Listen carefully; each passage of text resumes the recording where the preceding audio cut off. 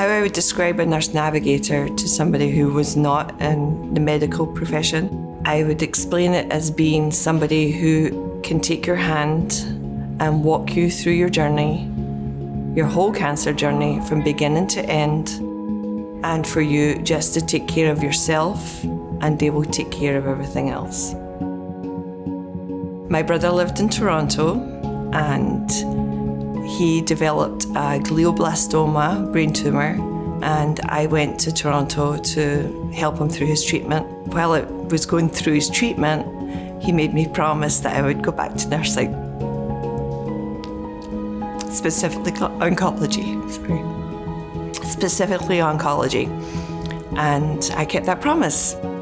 Going through an experience like that made a big difference in the way I approach patients, because I realised there's so much more involved than just the patient. It's the whole family that are involved. And that's where I feel in navigation I can offer a little bit more to my patients, because I've been on both sides of it. Hey Jen, it's Ellie calling from the Cancer Center in Novi. How are you today? On a day-to-day basis, I come into my office in the morning, check messages, look at my schedule for the day because I look to see if my patients are going to be in the clinic or not, meet with my patients, I find out if they need anything done, and then eventually I come back to my office and I'll make appointments for CT scans or radiation, whatever they need for that day. I also have a list that I keep on my desk of people I have to check in for that week.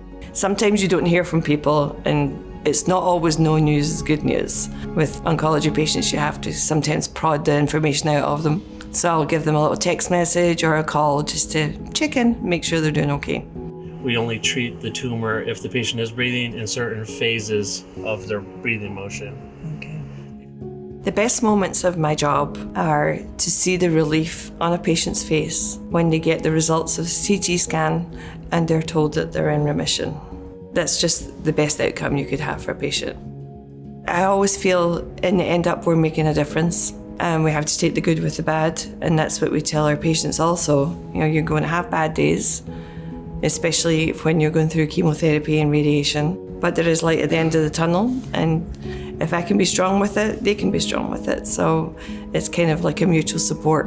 I've been in this position for 4 years. It's rewarding. I get to see people in their best of times and their worst of times. And if I can be help to them during that time, and it makes every day a good day to come to work.